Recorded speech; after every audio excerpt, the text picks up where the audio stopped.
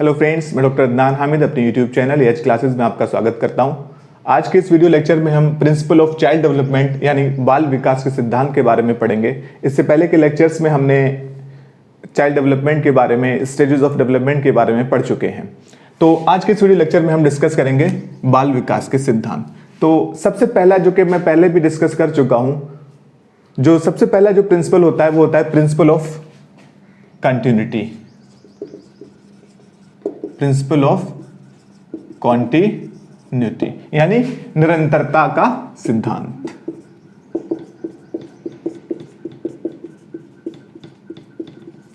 मैंने अपने previous lecture में भी बताया था, जो किसी भी इंडिविजुअल का जो डेवलपमेंट होता है वो मां के पेट से लेकर और जब तक कि हम जो है मृत्यु तक ना पहुंच जाएं, कब्र तक ना पहुंच जाएं, तब तक किसी भी इंडिविजुअल का विकास होता रहता है। तो हम कहते principle of continuity, it is a continuous process.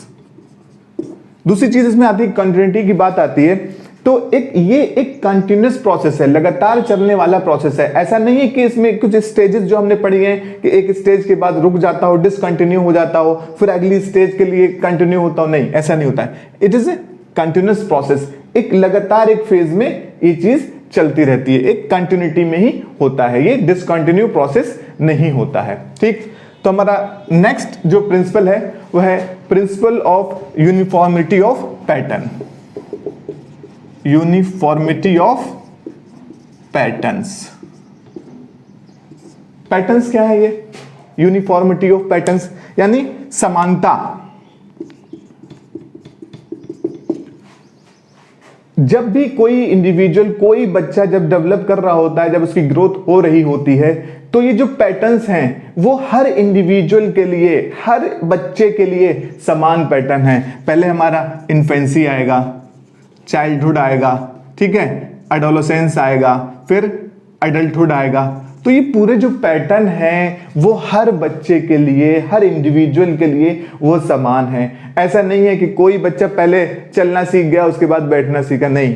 ये जो पैटर्न है, पहले वो जो है बैठना सीखेगा, फिर जो है खड़े होना सीखेगा, फिर वो जो है चलना सीखेगा। तो यूनिफॉर्मिटी ऑफ पैटर्न्स, बच्चा जो है एक पैटर्न, जो एक सेम पैटर्न है, चाहे यहाँ इंडिया का बच्चा हो या अमेरिका का बच्चा हो, अफ्रीका का बच्चा हो, कहीं का भी बच्चा हो, वो एक सेम पैटर्न को फॉलो करेगा। एक हमारा ह्यूमन बच्चा ही नहीं, जितने भी स्पेसीज हैं उन सबके अपने कुछ पैटर्न्स हैं, उनको वो फॉलो करते हैं। ना कि सिर्फ जो है फिजिकल डेवलपमेंट में, लैंग्वेज डेवलपमेंट हो जाए या हमारा सोशल डेवलपमेंट हो जाए, कुछ पैटर्न्स हैं पहले से, जो पैटर्न्स जो बनाए हुए हैं, जिन हमने जो ऑब्जर्व करके जिन पैटर्न्स को, जैसे हमने इन्फेंसी, चाइल्डहुड, एडल्टहुड, ये सब हम जो बनाए हुए हैं, इन्हीं को जो है बच्चा फॉलो करता है। ठीक है, uniformity of patterns. Uniformity of patterns तो होता है, लेकिन एक चीज क्या होती है? Lack of uniformity in the developmental rate. Developmental rate यानी गति की दर, विकास के गति की दर समान नहीं होती है। विकास के गति की दर समान नहीं होती है। इन्फेंसी स्टेज पे बच्चा बहुत तेजी से बढ़ता है। हम जो उसके अंदर जो फिजिकल चेंजेस जो आ रहे हैं उसकी लेंथ में और उसके जो वेट में, वो एकदम विजिबल होते हैं कि बच्चा हाँ इतना बड़ा हो गया, चीजों की। तो जो डेवलपमेंटल रेट है वो इन स्टेजेस पर भी समान नहीं होते हैं। इवन जो हर एक इंडिविजुअल है, कोई भी अलग है, तो हर एक बच्चे में जो डेवलपमेंटल रेट है वो अलग अलग हो सकता है। उसके अलग अलग होने के बहुत सारे कारण हो सकते हैं। क्या कारण हो सकते हैं? हमारा जो नया प्रिंसिपल आता है, प्रिंसिपल ऑफ इंडिविजुअल डिफरेंसेस। किस चीज का? Individual differences. बहुत सारे जो है उसमें विभिन्नताएं हो सकती हैं। क्या क्या विभिन्नताएं हो सकती हैं? उसकी हेरिडिटी क्या है, अनुवांशिकी विभिन्नता हो सकती है बच्चे के अंदर। बच्चे के अंदर इन्वायरमेंट की, जो उसका जो परिवेश है उसकी विभिन्नता हो सकती है कि किस बच्चे को किस तरीके का इन्वायरमेंट मिला है। तो ये जो पैटर्न्स तो समान होंगे, हर कोई यही पैटर्न्स फॉलो करेगा, लेकिन जो दर होगी, गति की जो दर, जो विकास की गति की दर होगी वो अलग अलग होगी, हो सकती है। और जो है इसके क्या रीजंस होते हैं, इसके रीजंस होते हैं इंडिविजुअल डिफरेंसेस। हो सकता है कोई बच्चा जो है 8 महीने में 10 महीने में चलना सीख जाए, कोई बच्चा 12 महीने 14 महीने में चलना सीख जाए। हो सकता है किसी बच्चे का जो है लैंग्वेज डेवलपमेंट है वो देर से स्टार्ट हो लेकिन रैपिड हो सकता है किसी बच्चे का जल्दी स्टार्ट हो जाए लेकिन बाद में स्लो हो जाए। तो ये गति जो होगी वो समान नहीं होगी क्योंकि इंडिविजुअल डिफरेंसेस होते हैं। जैसे हमारा जो है हर इंडिविजुअल जो है, हर बच्चा जो है यूनिक है। जैसे हमारी ये फिंगरप्रिंट्स यूनिक होते हैं, इसी तरीके से हर बच्चा, हर इंडिविजुअल में कुछ ना कुछ डिफरेंसेस होते हैं जिसके बेसिस पर उसका विकास, उसकी गति निर्भर करती है। ठीक, यहां तक क्लियर हुआ सारा। नेक्स्ट हमारा आता है proceeding from general to specific responses. Proceeding from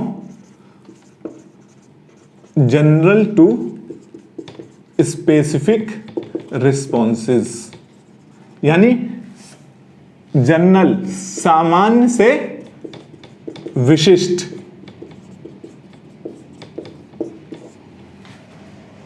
जब भी कोई बच्चा किसी भी चीज को सीखता है पहले वो क्या करता है, पहले जनरलाइज वे में करता है, सामान्य वे में करता है। अगर किसी बच्चे का फिजिकल डेवलपमेंट हो रहा है, आपने देखा होगा पहले बच्चा क्या करता है, पहले बच्चा जो होता है अपने पूरे हाथ को कंट्रोल करने की कोशिश, पहले हाथ को पूरे चलाएगा। ठीक है, जब पूरा हाथ जो चलाना सीख जाएगा, जब उसका सामान्य विकास हो जाएगा, फिर आपने देखा होगा फिर वो जो है अपनी उंगलियों पे, फिर फिंगर टिप्स पे जो है कंट्रोल करना सीखता है। तो हम इसको कहते हैं सामान्य से विशिष्ट की ओर, या हम इसको कह सकते हैं होल टू पार्ट।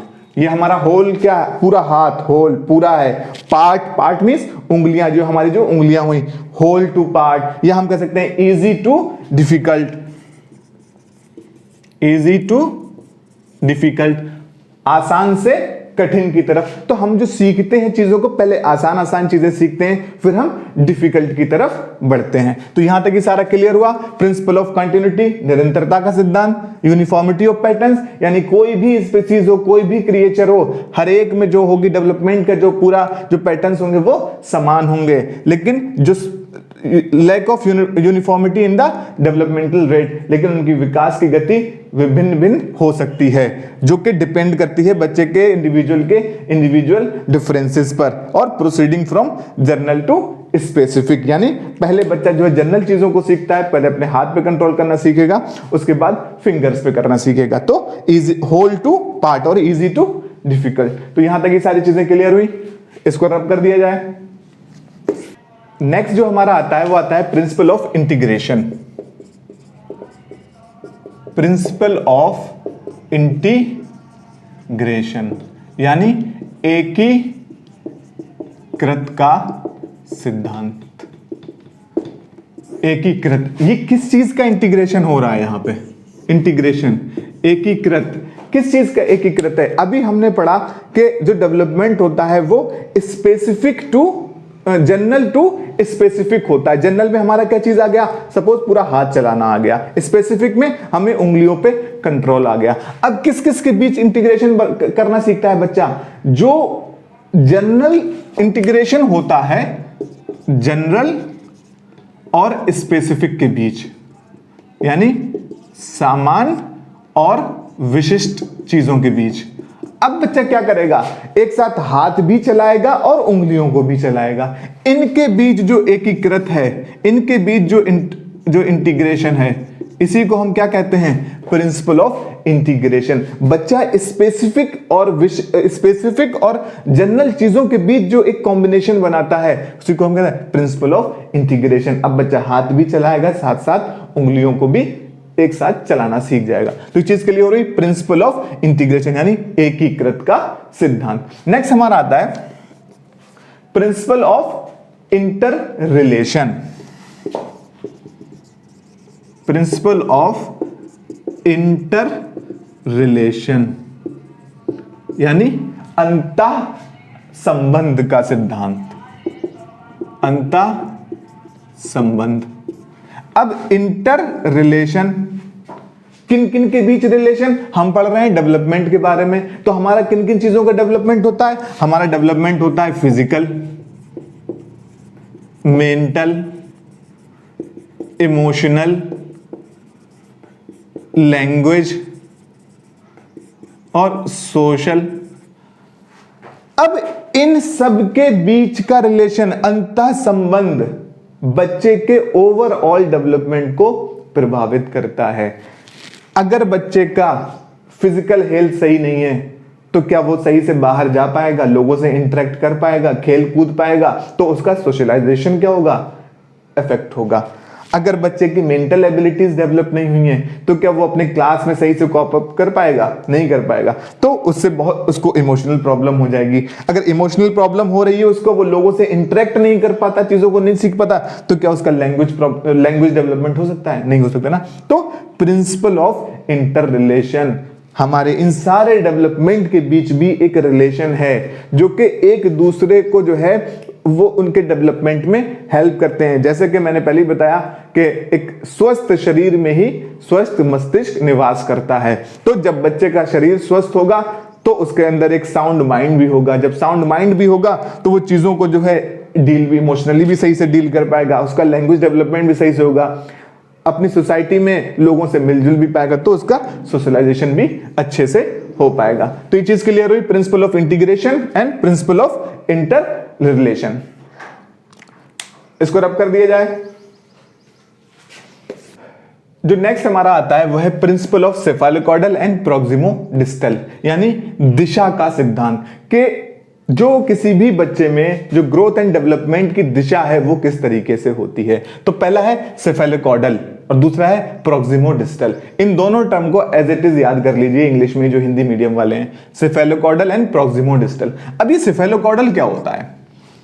आपने देखा होगा जब हम किसी छोटे बच्चे को लेते हैं तो उसकी मम्मी कहती है सर के नीचे हाथ लगाना, ठीक है, छोटा बच्चा होता है 1-2 मंथ का, 3 मंथ का, तो कहते हैं सर के नीचे हाथ लगाना। जब वो बच्चा थोड़ा सा बड़ा हो जाता है 4-6 मंथ्स का, तब वो क्या करता है, अपना सर खुद रोकना स्टार्ट कर देता है, ठीक है। और तो ये उसी पे बेस्ड है कि सेफेलोकॉर्डल में किसी भी बच्चे का जो डेवलपमेंट होगा वो सर से हेड टू नीचे की तरफ चलेगा। सबसे पहले बच्चे हेड पे कंट्रोल आएगा, फिर शोल्डर पे और इन सब पे, इस तरीके से वो बैठना सीखेगा, फिर चलना सीखेगा। देखते हैं ना कि हम कि पहले बच्चा जो है सर पे अपने कंट्रोल करना सीखता है, फिर शोल्डर को देखता है, फिर उठ के बैठना सीखेगा, फिर खड़े होना, फिर चलना सीखेगा। तो हेड टू लेग्स, बच्चे की जो दिशा है वो कहां है, हेड टू लेग्स, सेफेलोकॉर्डल। दूसरा आता है हमारा प्रोक्सिमोडिस्टल। इसमें क्या होता है, किसी भी बच्चे का जो डेवलपमेंट होता है वो सेंटर से दूसरी डायरेक्शन की तरफ बढ़ता है। मींस जैसे कि मैंने अभी बताया, हमने जो हाथ का एग्जांपल लिया था, पहले बच्चा पूरा हाथ चलाना सीखेगा, तो जो बच्चे का जो डेवलपमेंट हो रहा है वो हाथ से, यानी यहां से पूरा इसकी तरफ बढ़ रहा है। सबसे जो लास्ट स्टेप आएगी, बच्चे को अपनी फिंगर टिप्स, इन टिप्स पे जो है कंट्रोल होगा। अगर आप किसी छोटे बच्चे से कहो वो कोई चीज तो पकड़ सकता है, ये मार्कर उसे दो तो वो अपने हाथ में अपने पाम की हेल्प से पकड़ सकता है, क्योंकि उसने पूरा हैंड मूवमेंट करना सीख लिया है, ठीक है। लेकिन अगर उसे कोई फाइन चीज पकड़ने को दो, कोई पतली चीज दो पकड़ने के लिए, तो वो उसको अपनी इन टिप से नहीं पकड़ सकता। क्यों? क्योंकि अभी जो उसका जो ये चीज है, प्रोक्सिमोडिस्टल है, जो दिशा है, वो अभी लास्ट तक नहीं पहुंची है। तो सेफेलोकॉर्डल में क्या होता है, हेड टू लेग, और ये सेंटर टू एक्सट्रीमिटीज पे चलता है, यानी सेंटर से बाहर की तरफ चलेगा। तो ये चीज क्लियर हुई, सेफेलोकॉर्डल एंड प्रोक्सिमोडिस्टल डेवलपमेंट। सेफेलोकॉर्डल में हेड टू लेग्स, ऊपर से नीचे, और इसमें सेंटर टू आउटर या एक्सट्रीमिटीज की तरफ चलता है, ठीक। नेक्स्ट हमें आता है प्रिंसिपल ऑफ प्रेडिक्टेबिलिटी, यानी पूर्वानुमान का सिद्धांत। अब ये पूर्वानुमान का सिद्धांत, पूर्वानुमान किस चीज का, पूर्वानुमान चाइल्ड डेवलपमेंट का। हमें पैटर्न्स पता हैं कि क्या क्या पैटर्न्स एक बच्चा फॉलो करता है, पहले इन्फेंसी में आएगा, फिर जो है चाइल्डहुड, एडोलेसेंस, अडल्टहुड, हम उसके डेवलपमेंट का जो है पता लगा सकते हैं कि ये कितना डेवलप होगा। दूसरी चीज ये होती है, ये तो हमने एक जनरल टर्म बात कर ली कि हमें पता है कि ये पैटर्न होते हैं, इनको फॉलो करेगा बच्चा। दूसरा, हम बहुत स्पेसिफिक चीजों पे जा सकते हैं, जैसे हमें उसके हेरिडिटी के बारे में पता है, ठीक है, प्लस उसके इन्वायरमेंट के बारे में भी पता है कि उसका जो है आनुवांशिकी, ठीक है, और ये पर्यावरण, ठीक, कि उसको कौन से जीन्स, किस तरीके के जीन्स अपने पेरेंट्स से ट्रांसफर हुए हैं, किस एनवायरनमेंट में उसको रखा हुआ है, तो इसका क्या रिजल्ट आ सकता है, पॉसिबल रिजल्ट्स हमें पता है। हम अगर और स्पेसिफिक बात करें तो किसी भी बच्चे का जो हमारा जो बोन्स जो होती हैं उनके अकॉर्डिंग हम उसको प्रिडिक्ट कर सकते हैं कि इसकी हाइट क्या होने वाली है, इसके जो है जो जीन्स मिले हैं उनसे जो है उसके आंखों का कलर क्या होने वाला है, बालों का कलर क्या होने वाला है, ये सारी चीजें हम क्या कर सकते हैं, प्रिडिक्ट कर सकते हैं। तो ये प्रिंसिपल ऑफ प्रिडिक्टेबिलिटी यानी पूर्वानुमान का सिद्धांत। On the basis of heredity, environment and pattern we can predict the development of the child. ठीक, यहां तक क्लियर हुई बात प्रिंसिपल ऑफ प्रिडिक्टिविटी। नेक्स्ट हमारा आता है प्रिंसिपल ऑफ स्पाइरल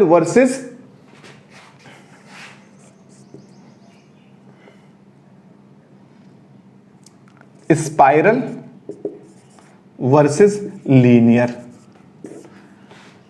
किसी भी इंडिविजुअल या बच्चे का जो डेवलपमेंट होता है वो एक ऐसी एक परपेंडिकुलर या हमारी लीनियर लाइन में नहीं होता है। बच्चे का जो डेवलपमेंट होता है वो स्पाइरल होता है, यानी वर्तुलाकार होता है। कैसा होता है? वर्तुलाकार। ये वर्तुलाकार कैसी शेप होती है? अगर सपोज दैट किसी भी बच्चे का जो है डेवलपमेंट यहां से स्टार्ट हो रहा है तो ये ऐसे चलता है, कुछ किस तरीके चलेगा? इस तरीके से चलेगा। अगर यहां से किसी भी बच्चे का डेवलपमेंट स्टार्ट होता है और वो यहां पे आने के बाद कुछ एडवांसमेंट होता है, कुछ सीखता है बच्चा, लेकिन यहां से फिर वापस आता है। अब ये वापस क्यों आता है? जो कुछ उसने सीखा है उसको स्थायी बनाने के लिए, उसको परमानेंट बनाने के लिए, उसमें परिपक्वता लाने के लिए, यानी मैच्योरिटी लाने के लिए वो फिर से वापस आता है। और इसी तरीके से ये प्रोसेस चलता चला जाता है। पहले ऊपर जाएगा, फिर थोड़ी देर कंसोलिडेट करेगा, स्थायिता, परमानेंस और मैच्योरिटी लाने के लिए। तो हम कह सकते हैं कि जो हमारा डेवलपमेंट होता है वो एक लीनियर, एक सीधी रेखा में नहीं होता है कि यहां से स्टार्ट किया और यहां पहुंच गए, नहीं, बल्कि ये एक स्पाइरल वे में होता है। एक वर्तुलाकार शेप होती है उसकी। वर्तुलाकार इसलिए होती है कि वो जो कुछ सीखता है, यहां इस स्टेज पे जो एडवांसमेंट आया उसको सीखा, उसको थोड़ा सा एक कदम पीछे लेगा, उसको स्थायी और मैच्योर बनाने के लिए। तो हम कह सकते हैं स्पाइरल वर्सेस लीनियर में बच्चे का जो डेवलपमेंट होता है वो स्पाइरल होता है, वर्तुलाकार होता है, सीधी लंबवत रेखा नहीं होती है। तो ये था पूरा चाइल्ड डेवलपमेंट के बारे में।